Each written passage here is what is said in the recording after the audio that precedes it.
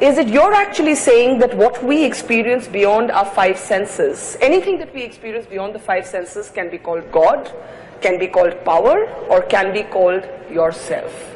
So if God doesn't necessarily exist, why do we need gurus? Why do we need Sadhguru?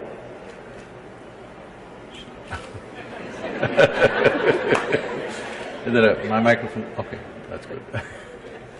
Do you drive in Delhi? Do I drive? Unlike you, I have a fear of wheels. So if you drive in an unknown terrain, Yes. you use these days a GPS. Yes. Usually a strange woman will tell you, turn right, you turn right. She says, turn left, you say, turn left. She says, make a U-turn, you make a U-turn. Why? Simply because you're not familiar with the terrain. When you're in an unfamiliar terrain, it is sensible to take instructions. So, are you saying gurus are the new GPS? Not new. Long time ago we've been, for a very long time, way before the GPS came. GPS means what? Guru Positioning System.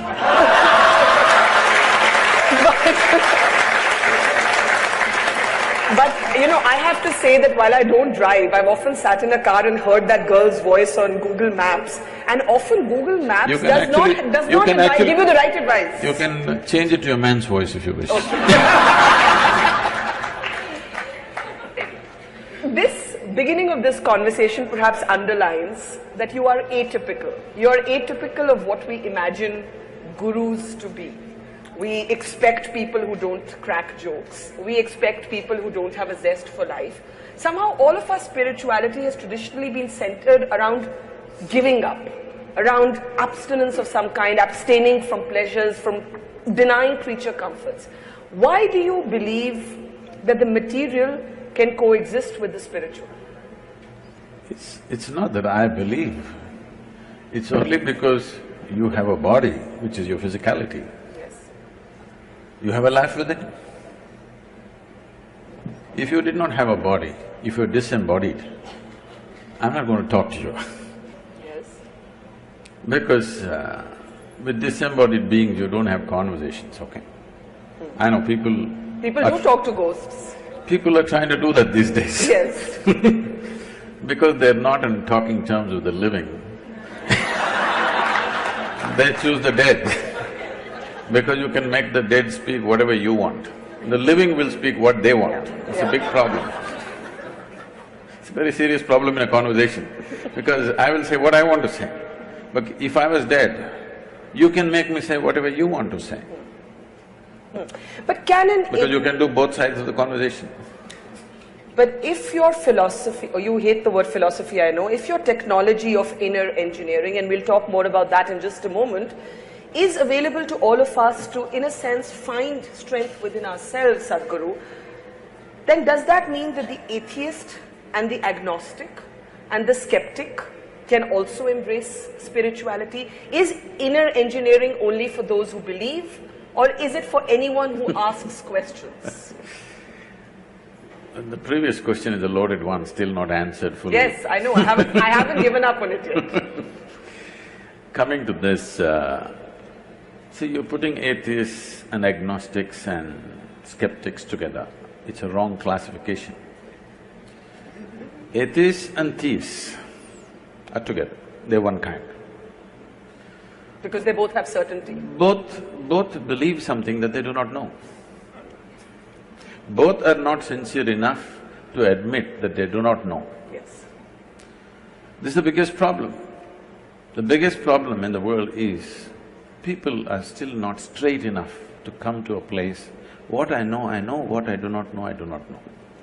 Because they have not realized the immensity of I do not know.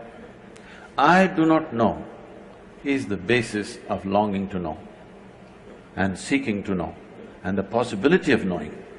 The moment you destroy I do not know, you destroyed all possibilities of knowing.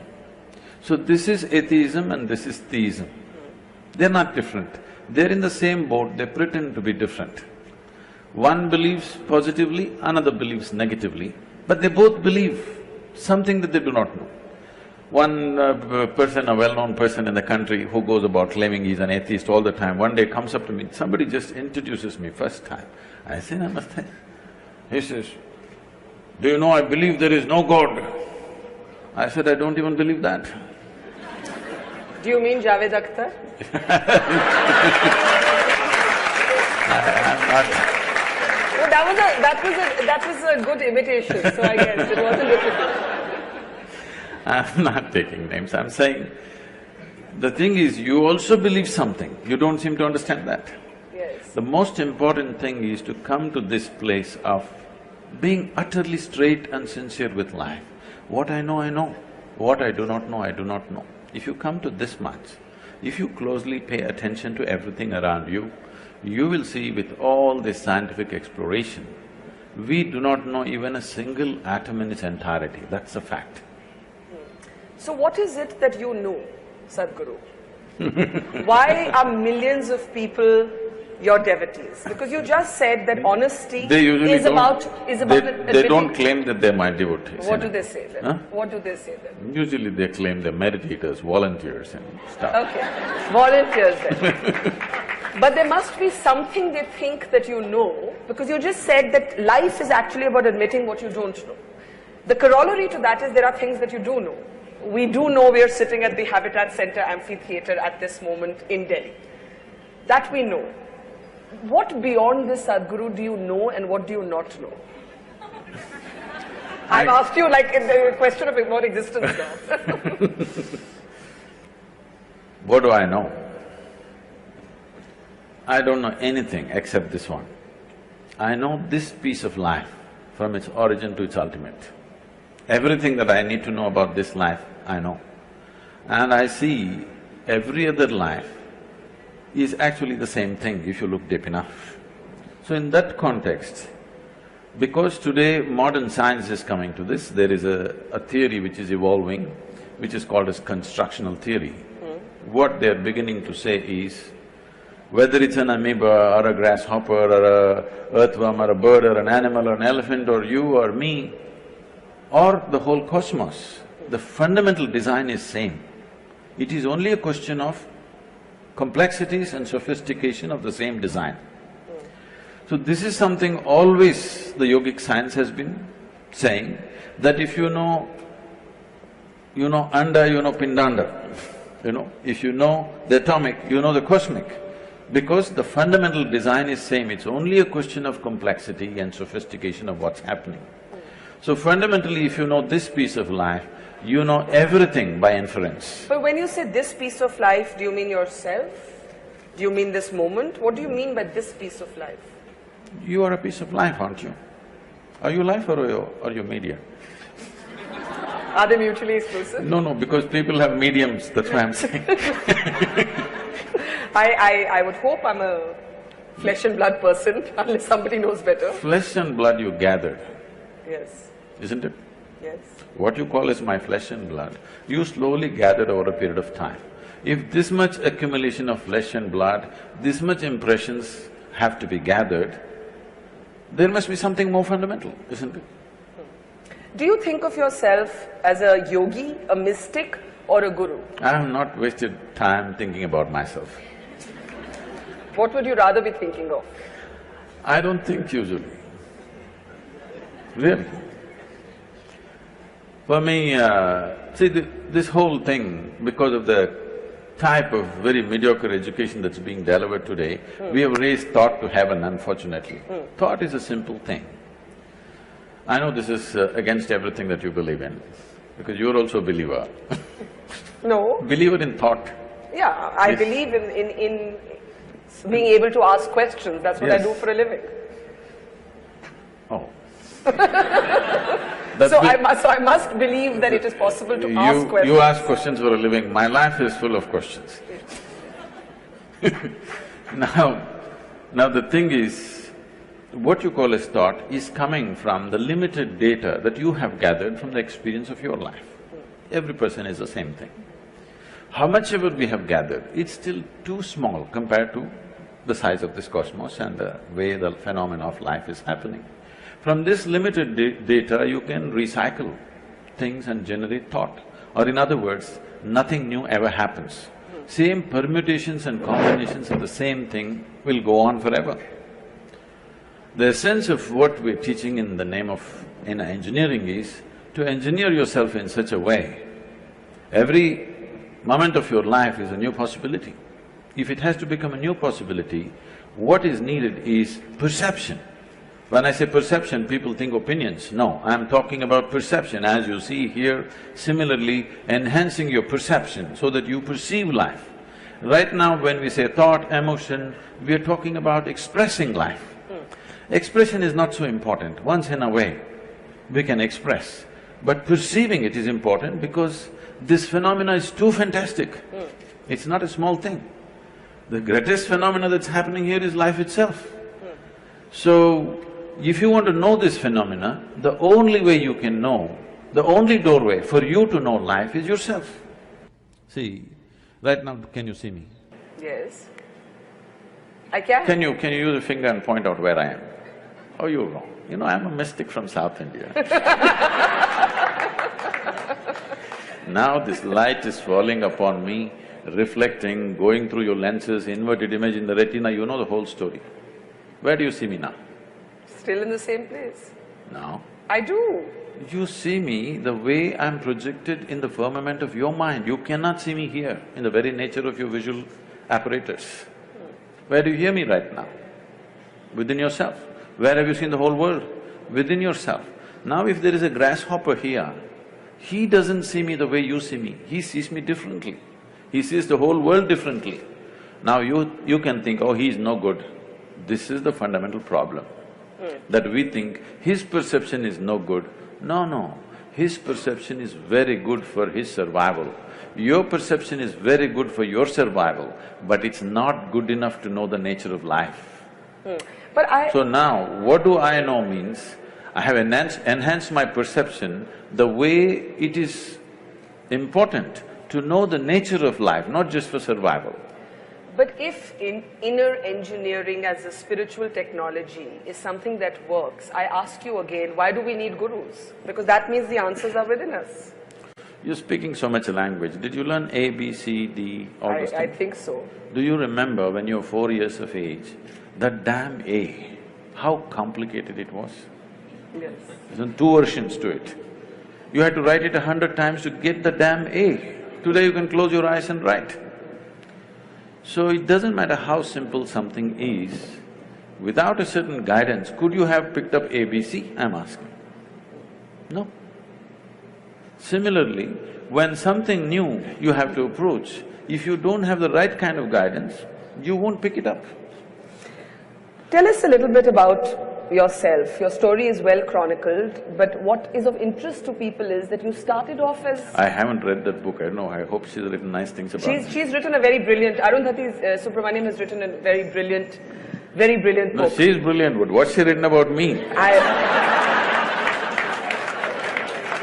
One of the things that she has said is that you give great space for dissent. You like a good argument. That you're not one of those dictatorial gurus.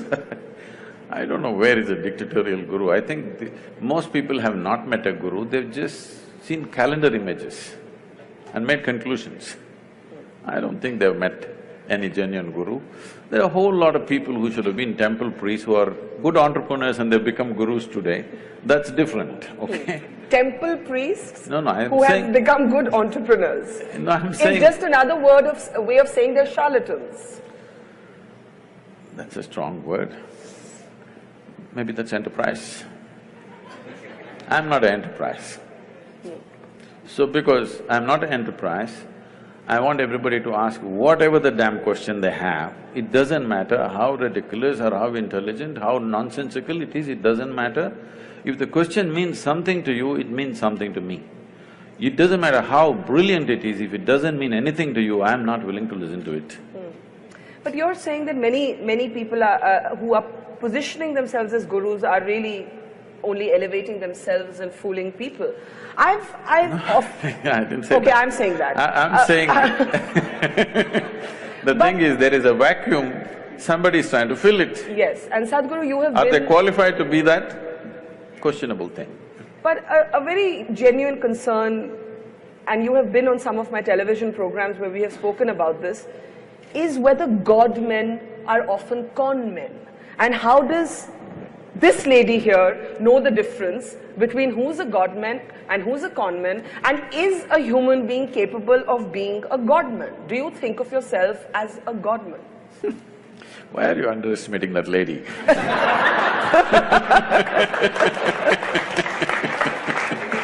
Okay, let it be my question. How do I spot the difference between a God man and a con man if I don't even believe that humans can be godly? I think humans can be brave and wonderful and inspiring, but I don't think that they have magical powers. See, did you ever see God having magical powers? I've never seen God. No, then why are you saying he must have magical powers? So first of all, this God-man is essentially a media-coined word. Nobody claims that he's a God-man, okay? Some are goddamn men, that's different. Nobody… I don't think anybody has personally claimed I'm a God-man. I have not met anybody like that. Now, that's another kind of profession, putting labels on everybody, you know. Leaving that alone, what is it? This is a culture, you must understand, this is unfortunately all mixed up today. This is a godless culture, you must understand this. There has never been an idea of a god in this culture. Only in competition with what came from outside, because we saw they could rule us, they were dominant, and we thought we have to imitate their ways, we also started making it up to some extent, not successfully though. Yes, but we know the technology of God-making. When I say technology, we're using the English word God, but that word doesn't exist in India. Here we call them devas. What a deva means is, see, today media is projecting Tendulkar as a cricketing god. It's very appropriate to this culture, because if somebody excels beyond a certain level in any field, he may be a sports person, he may be a warrior, he may be an artist, he may be anything. If he excels beyond what normally average human beings think is possible for them, he goes, they recognize him as a deva and he is worth looking up to because he becomes a guiding light for them. That'll anyway happen, whether you like it, you believe it, you don't believe it, in every field, somebody rises, he becomes the light for the rest of the people. So similarly in the inner spaces, when I say the inner spaces, the quality of your life is not determined by what kind of house you live in, what clothes you wear, what car you parked outside, what things jing-bang happening around you, no. This moment, how joyful, peaceful, blissed out you are within yourself. Now if I sit here, we are sitting here in the same space, breathing the same air, probably we ate the same kind of food. I don't know what you eat. But if I sit here now with my eyes closed, the way I am within myself, I will not exchange this for anything in the universe. Now, when people see, no matter… the number of things I'm managing is insane. Everybody thinks, Sadhguru, is it possible? You must go crazy someday. All volunteers, over 3 million volunteers, enterprises, businesses, okay, projects, mega projects on the street, all kinds of activity going on around the globe. If anybody has to go nuts, it's me, okay? Because all run by volunteers. Run by volunteers means nobody is trained for the job. And you can't fire them for inefficiency because they're volunteers, all right? And anytime, they come in anytime and do great things, anytime they'll walk away, all right? And nothing should collapse. Till now, I must tell you this, as we are sitting here, this day, probably little over 300 and odd programs, engineering programs are happening in the world. Never in the last 33 years, one program has been abandoned or has failed.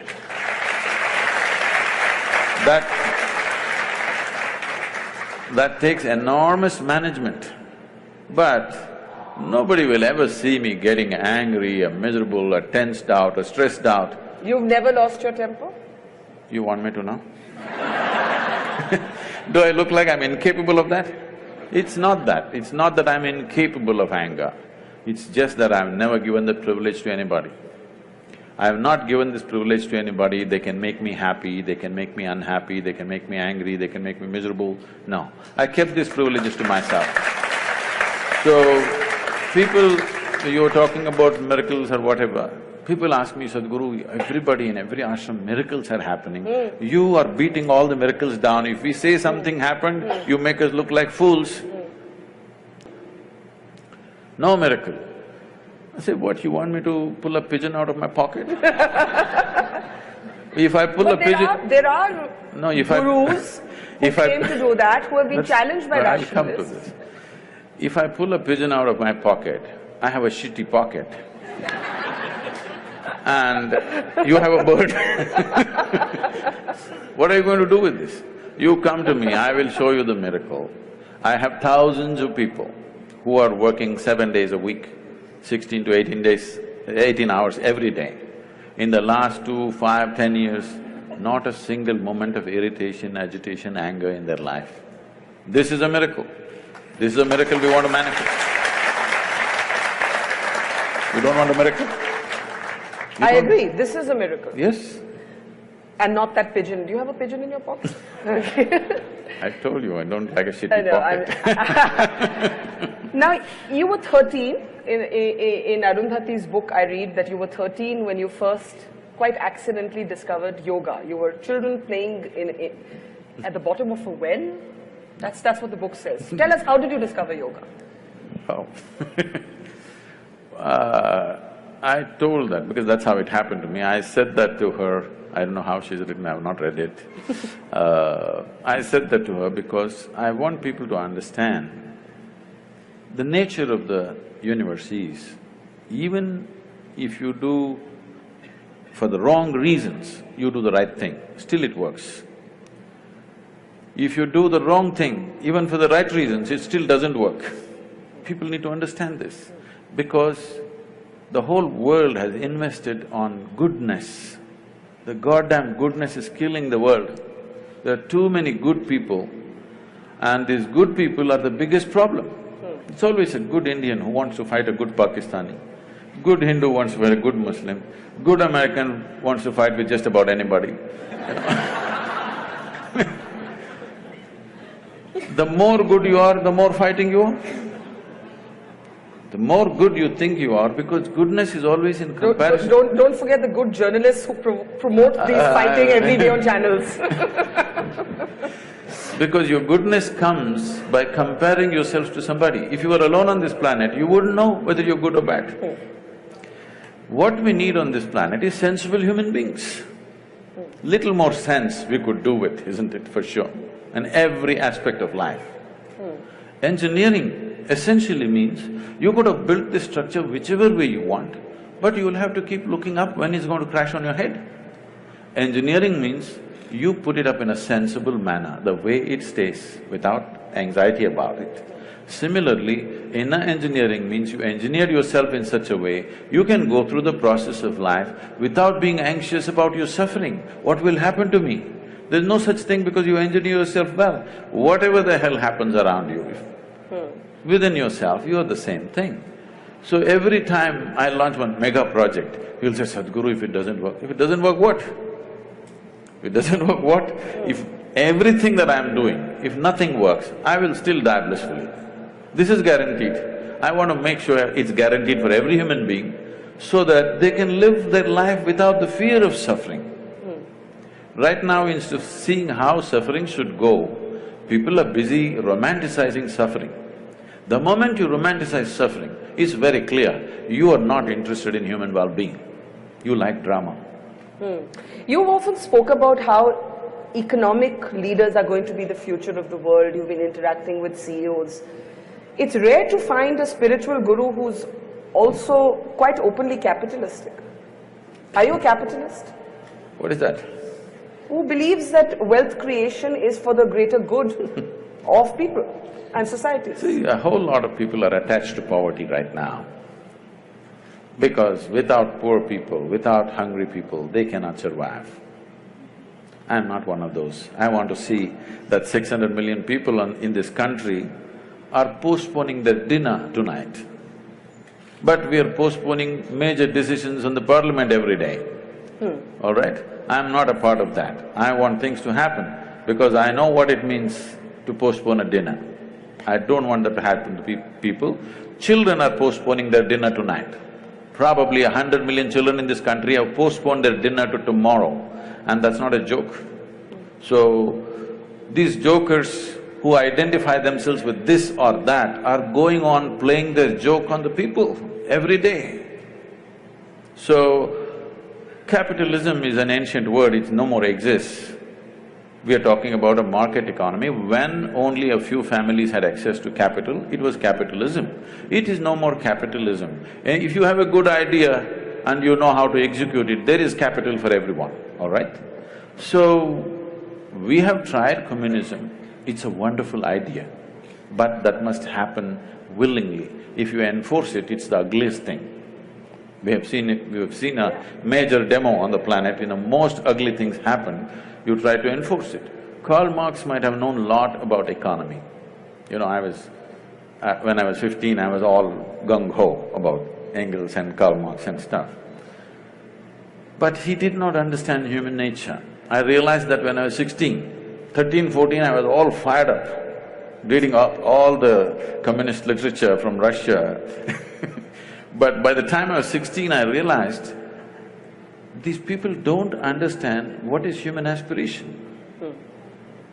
Without understanding what's human aspiration, you try to build a society, you try to build a nation, it's a disaster, okay, cruel disaster. But maybe it will work when really a country or a society is in total dumps. You have to force it out. When you have to force it out, it works. But after that, it won't work. In a way, if you come to the ashram, nearly 4,000 people are living in the ashram, well, you can say it's communist, but by willingness, it's not by, okay, I did so much, so I get so much, no. Everybody gets what they need. So this is not enforced, this is by choice.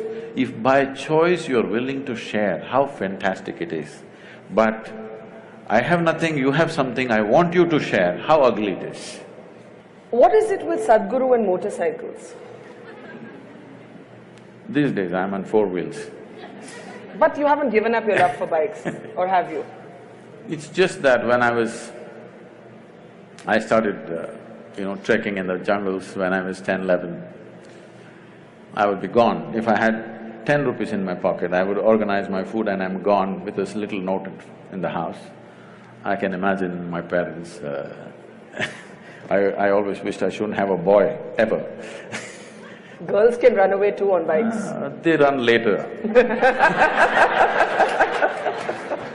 They don't run at 10, 11. And they're on a pillion, they're usually pillion. And if they find a good rider, no problem. I'm saying, the thing was, it's not about the motorcycle or this or that, it is just that I was a cloud of million questions all the time. And wherever I looked, nobody had a sensible answer. Everybody has standard answers that they've heard from somewhere. Nobody has a genuine experiential answer. So, there's a restlessness to explore just about anything. When I was 10, 11 years of age, I would be gone into the forest for 3-4 days. Once food ran out and I couldn't survive there, I would come back. So, initially a lot of excitement, but later on they kind of settled down, they knew I'll get back. So when I became 14, 15, I cycled across South India. Not because I'm a cycling enthusiast, not like today, wearing a helmet and suited, booted for cycling, no. Simply I cycled because cycling is little faster than walking. The moment I became 17, I still didn't have a license, but I found a motor to my cycle, which became a motorcycle. So, that because it went little faster.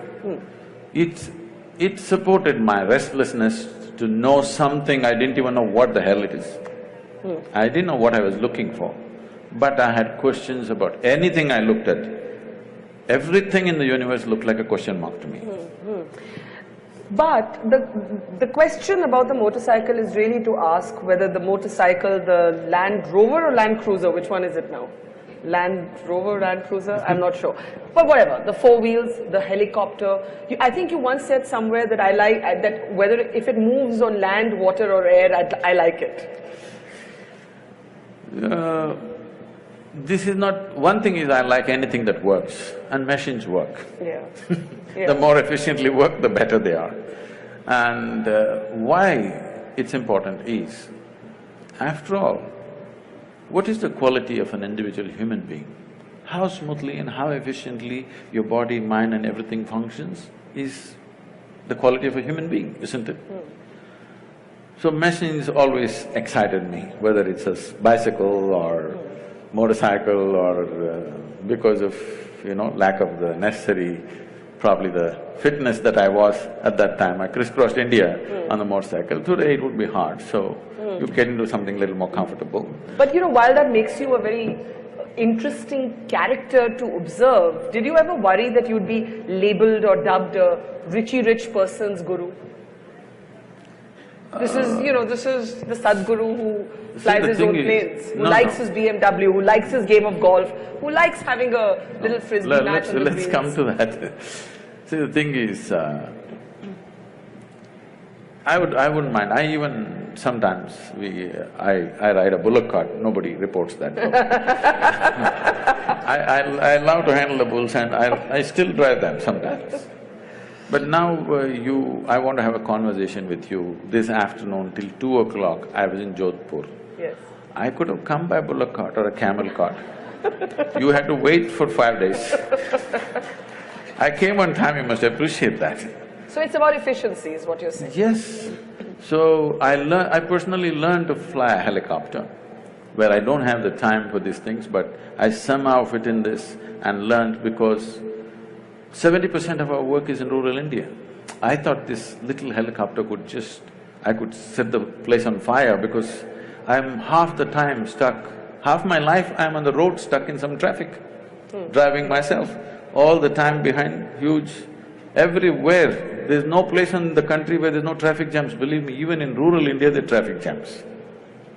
So I thought a helicopter would really revolutionize our work. I picked up the thing, I got my license, FAA license, but in India it's so difficult to get the license because many of these rules were made before Wright brothers came. Well, according to some, the plane was also made before the Wright brothers came. And they say it was made in the Vedic ages. They're not very wrong. Conceptually it was made. Whether physically they're built or not, we don't have proof for that. Conceptually, Conceptually, it's about imagination, to think that you can move from place A to place B. No. You cannot conceptually imagine something entirely. Even if you imagine, you must be able to produce you must understand the principles in some way as to why something flies. Yeah. If you don't understand why something flies, it'll be like that, once it happened, a little turtle, with great effort, climbed a tree, went to the edge of a branch and jumped, fell flat. Lot of pain. Slowly again he crawled up. In another 2 days, again up, jumped, fell down, again up, fell down.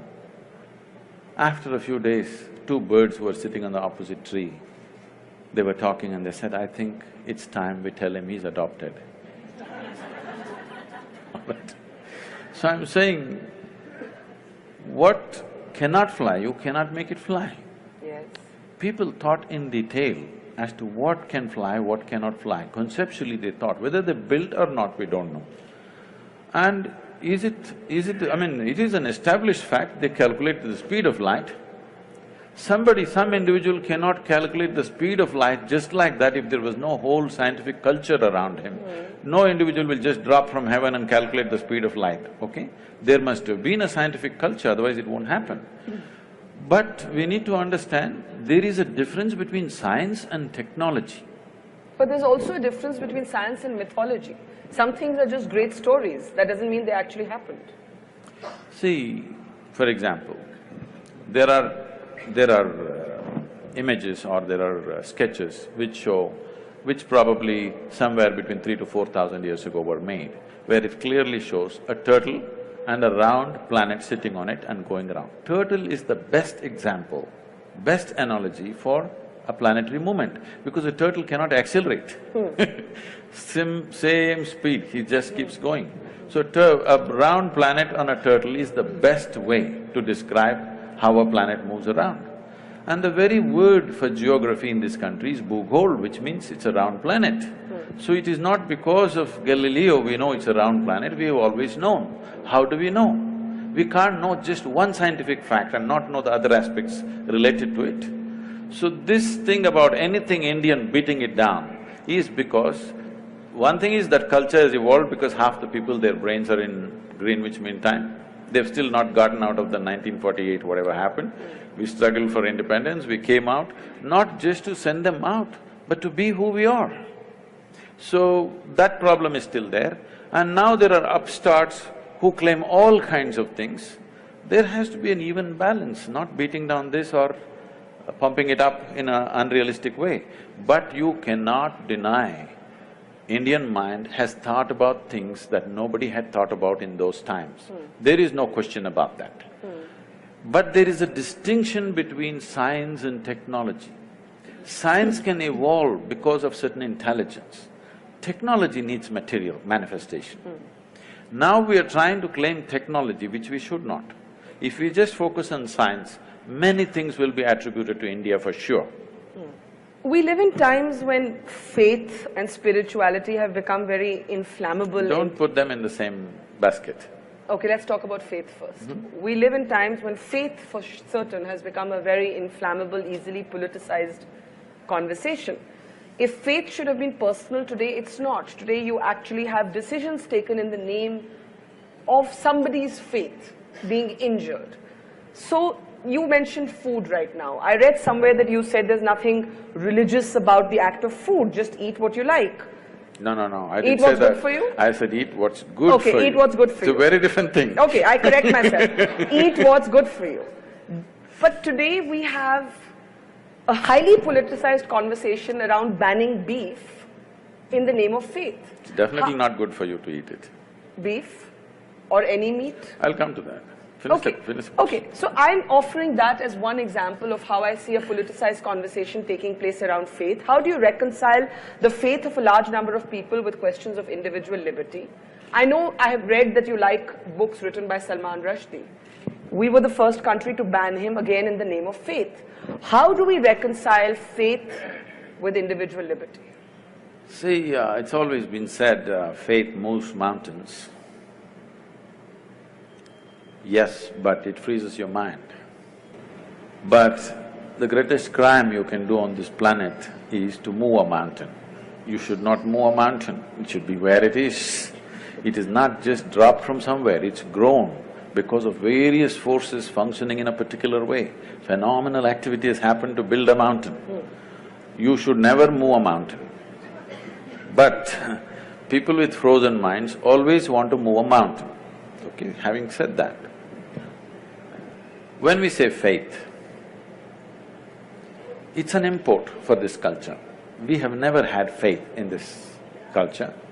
You must look back little beyond 1,000 years since we've been under occupation. Here we have been told always, your life is your karma. Karma means action. Whose action? Your action. So what we are saying is, your life is entirely your making. There is no someone sitting up there and managing this for you. This is entirely yours. But for every action that you perform, whether physical, mental, emotional, energy-wise, whatever kind of action you perform, there is bound to be a consequence. If you're ready for the consequence, do whatever. If you're going to cry about the consequence, control the action right now. Based on this, now you came to food. See, the food consumption has been looked at very carefully in this country. If you just bring this back, the world will be healthy, do you understand? Here we have identified different type of people, what they should eat. If you're doing menial jobs, how you should eat. If you're doing trading, how you should eat. If you're into spiritual process, how you should eat. If you're into education, how you should eat. Why this is each person needs a different type of building of the body. You want to run 100 meters next to Mr. Bolt, what kind of food you should eat? You just want to work in Delhi, what kind of food you should eat. You want to think in a certain way, what kind of food you should eat. For all these, we have very clear prescriptions.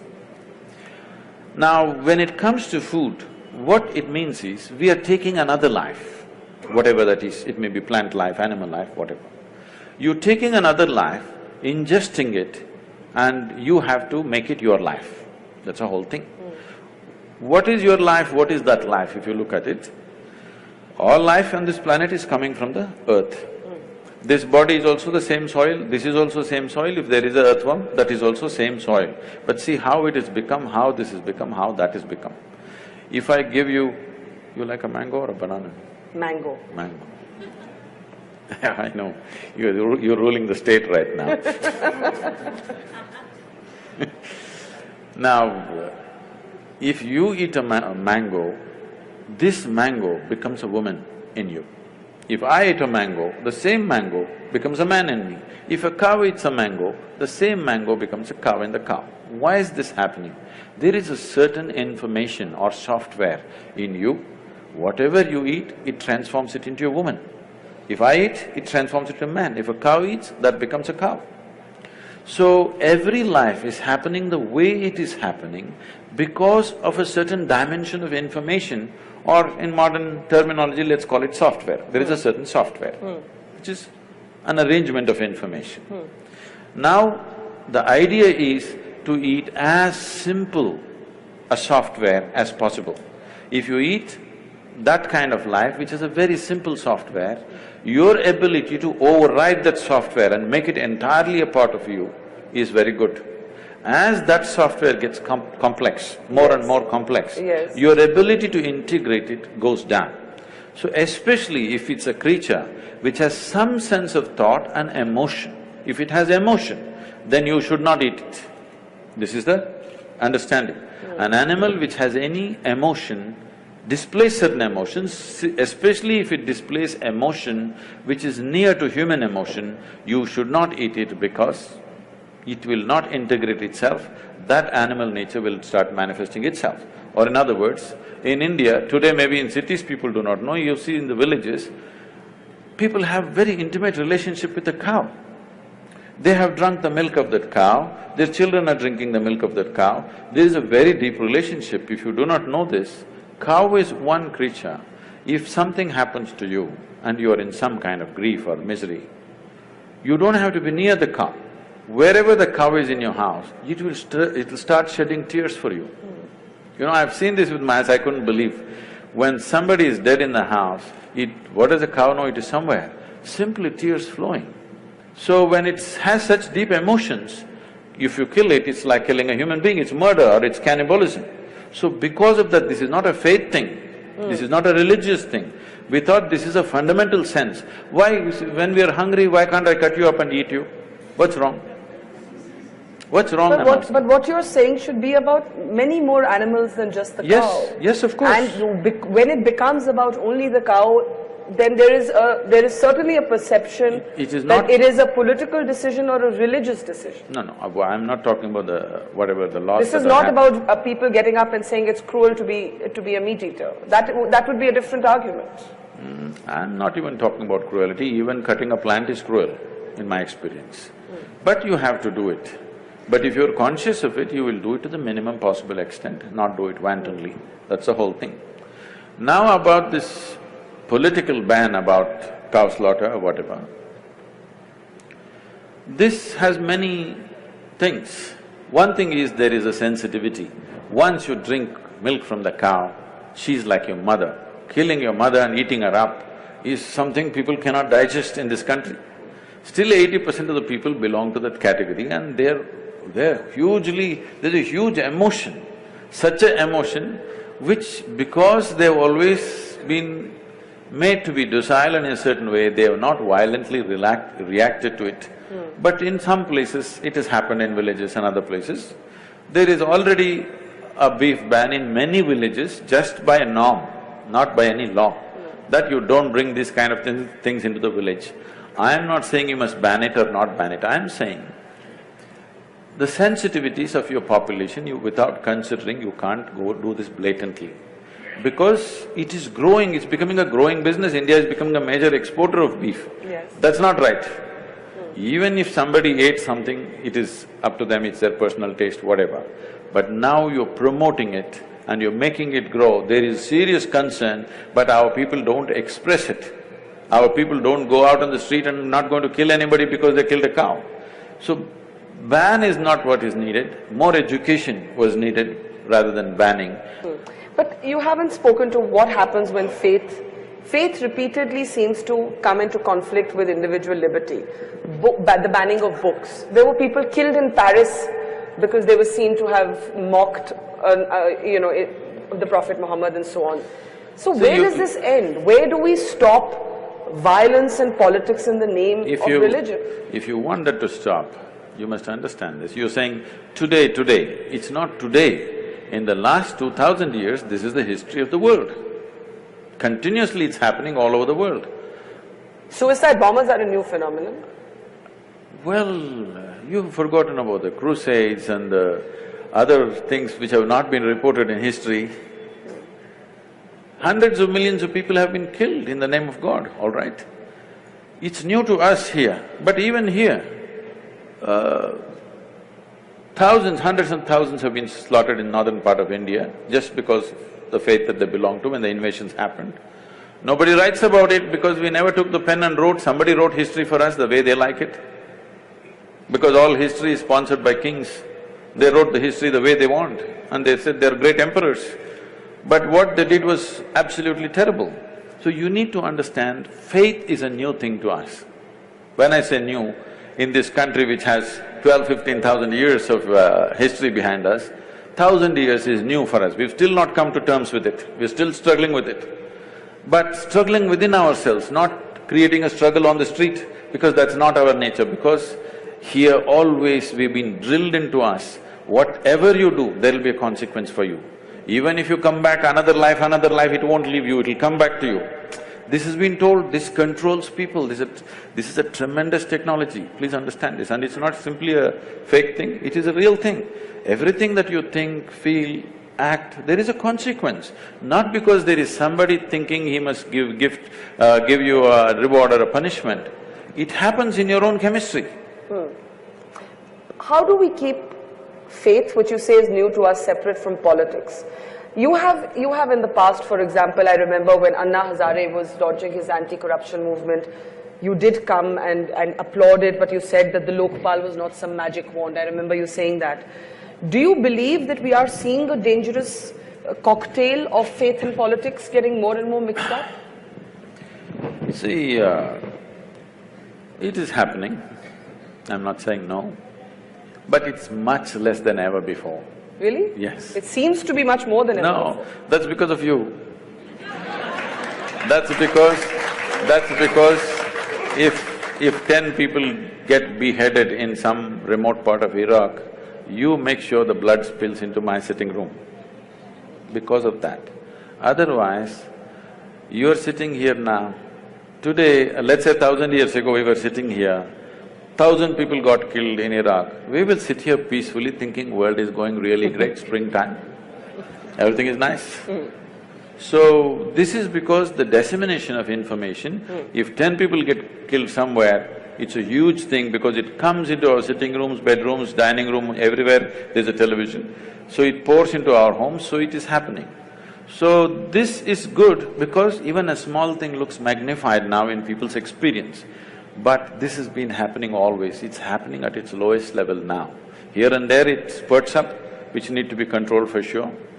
But what I see is, for the very first time in the history of humanity, even if the numbers are not qualified because the population has increased, even in terms of percentages of people, how many people can think for themselves today is huge compared to what it was 100 years ago, 500 years ago, or 1,000 years ago, or 10,000 years ago.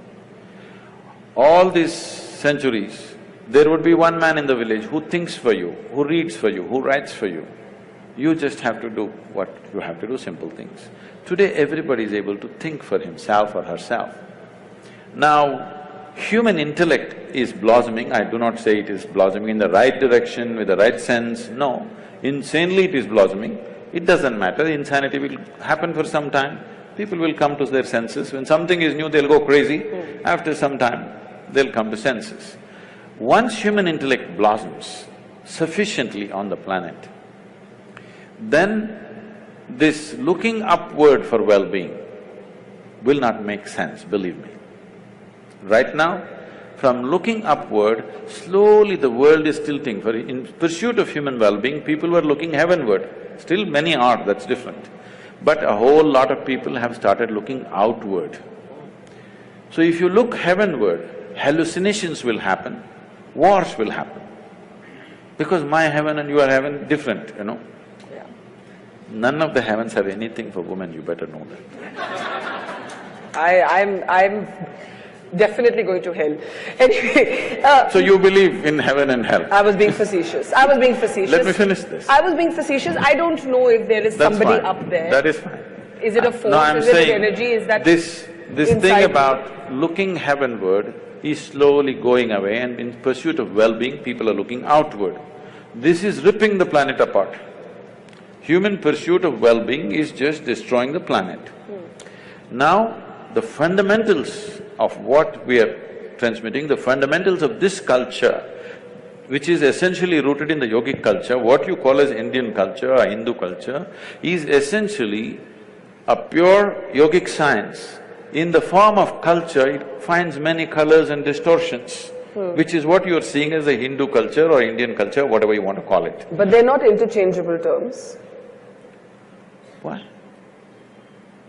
Because we're a multi-religious country with many different cultures. I want you to understand, the word Hindu does not signify a religion. You ask them, do they worship one god if they're Hindus? In the same family, they're worshipping 25 gods. They don't know which is the god, so they're making sure worship everything just in case something will hit, okay?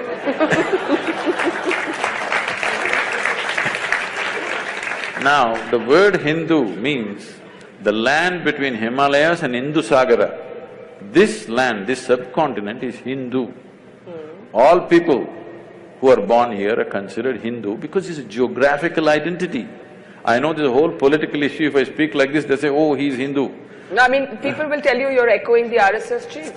I don't know what he said, I'm not… He said all Indians are Hindus, and there was a huge political outcry over that. Okay, all Indians live between Himalayas and Indian Ocean. That's okay. Those who want to jump into the ocean… If you live… see, this is a dialectical culture, it expresses things in a certain way. Between Himalayas and Indian Ocean, if you live, you are a Hindu. If you jump into the ocean and cross, you are a Lanka. So, I don't know what is the struggle about this. This is because there is such a narrow understanding of this. This is the debate we have to change in the country. Because somebody has absolute belief systems, we are trying to compare that to a culture where there is no such thing as belief. We have not ever been believers, we've always been seekers. This is a land where the highest value has never been God, always liberation, mukti. Freedom is the highest goal, God has never been the highest goal. So, you put this in the same box as something which just believes this is it or you're dead. Unfortunate. That's not the way to look at it. This is what we have to bring back. If we really value human freedom, you must bring back this seeking for liberation. I want to be free, not just from others, but from myself and my God and my heaven and everything. Because God has never been the goal in this culture. God is just another tool. When I use the word tool for a God, people get very hurt. They say, Sadhguru, don't say that, it hurts us. So that's okay. You come to the ashram, I'll give you some plumbing job, all right? That'll hurt more. No. No spanner, no winch, nothing. Use your fingers, nails, teeth, whatever. 3 days later, nails will be gone, half the teeth will be gone. Then I will give you a spanner. Will you worship the spanner or no? We are who we are. As human beings, we are who we are only because of our ability to use a tool. Otherwise, you're not even good as a dog. You can't even fight a dog, isn't it? So you're against organized religion? Quite clearly, if God is just a tool and faith is not the same as spirituality. I'm not saying I'm against this or that. All I'm saying is, I want human beings to come to this much. If you know something, you know it. If you don't know something, you don't know it. Everything that you do not know, you believe. This is a dangerous thing. Now, the fight on the planet is not between good and evil, this and that, no. One man's belief versus another man's belief. I'm saying, why the hell do you believe anything? Because you're essentially not straight enough to admit, I really don't know. I don't know people can't fight. I don't know, you don't know, can we fight? I know is a fight. I do not know is never a fight. I do not know is a way of seeking. If we do not establish this seeking in every human being, that every human being is longing to know, whether outside or inside, whatever, you are… because this is the nature of human intelligence, it can't sit quiet. It can only sit quiet if you freeze it with belief system. If you seal it with belief system, it can sit quiet. Otherwise, the very nature of this intelligence is it wants to know. Okay, we're almost at the end, so I think I'm going to take a few questions, just 2-3 minutes of questions. Seeing lots of hands go up. The lady behind you, yes, please. Sadhguru, in one of your videos, you say that the problem with the world is that most people lack the intensity. Oh? Most people lack the necessary intensity. And then you say the way is dhyana. So intensity is more associated to fierceness in personality, and dhyana is more associated to calmness.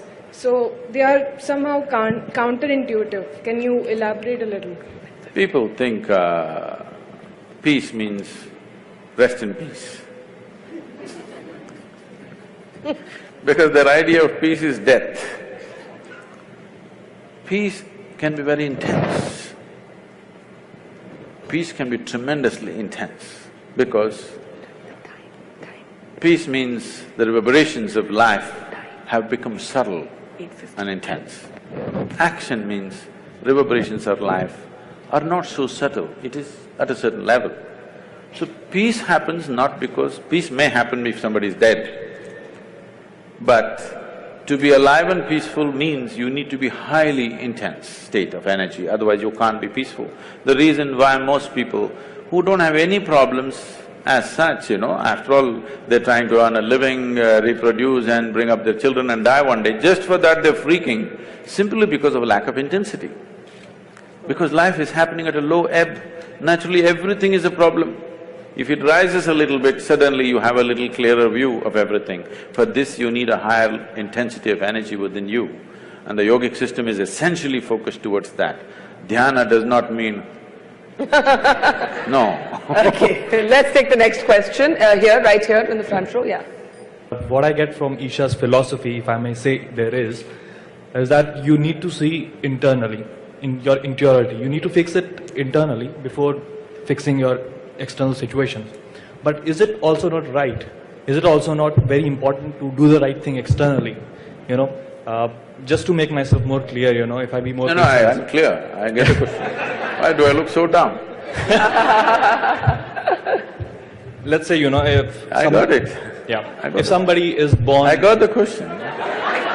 Isha's philosophy is not about looking internally or externally. It is just that if you're looking for mangoes, you look up the tree, you don't dig the earth, all right? But if you're looking how to plant a mango tree, then you dig the earth. You're looking for mangoes, if you dig the earth, will you find it, I'm asking? So if you're inner things, you must look inward, outer things, you must look outward. There is no such philosophy, look out or look in. Wherever the damn thing is, look there. Like, Shankaran Pillai went for a job interview and they asked him, which is further, Mumbai or moon? He thought profoundly and then said, Mumbai. They said, how do you say this? He said, I can see the moon, I can't see Mumbai. Okay, last question, yeah. Namaskaram, Sadhguru. I just want to ask... Hold the mic closer to Yeah, you. I just want to ask you that everybody's perception of good and bad is different. And what do you think if we start manifesting our own good and bad, what will be the state of the society? Maybe you won't have power tonight. I think I already made this clear. The biggest problem with the world is there are too many good people, not enough sensible people. Yeah. Sense is life-specific, okay? Goodness need not be life-oriented. Goodness may be going to heaven. And the moment I want you to understand this dangerous concept, people don't address this. The moment you believe, suppose I believe there is heaven and it's a beautiful place and you can live in the company of gods, should I send you there today or no? If I really care for you, I'm saying. Yes? If I really care for you and if I believe there's a great place, should I send you there or not? This is a dangerous thing, do you understand? If you stretch it to its logical end, it's a really dangerous thing. The moment I believe there is a fantastic place up there, I really love you and I want you to go there, you know. Yes. Okay, let me just end by asking you something that we haven't spoken about, and then I'll hand it over to Chiki. You said you love machines. I didn't say I love them. Okay, you like machines, or they're useful. They work. Have our lives been overtaken by gadgets? Not mine. No? Definitely not. I use all the gadgets, but they don't overtake me. These are fantastic things in our life. Things… see, in every way, compared to how a human being was, let's say 100 years ago, you're almost superhuman. 100 years ago, if I could just pick up something from my pocket and talk to somebody in America right now, I would be superhuman. Why superhuman? If I said I'm God, people would have believed me. 100 years ago, 500 years ago, if I just had a light bulb, I would have become God on this planet. I want you to know. Look at the things we have today. We are really superhuman. Once this kind of capability has come to us, little more sense has to rise, little more awareness and consciousness has to arise. If this doesn't happen, this capability will turn against us. This is what you're saying. Now gadgets are freaking people. Why? It's a simple thing. If you want to use it, you can use it or you can keep it aside. Because you're in a compulsive state, if you start using a cell phone, you can't stop it. Even in your sleep, you're texting. See, the boy he's not with me, he's looking at me in the screen. Now, this is the same thing.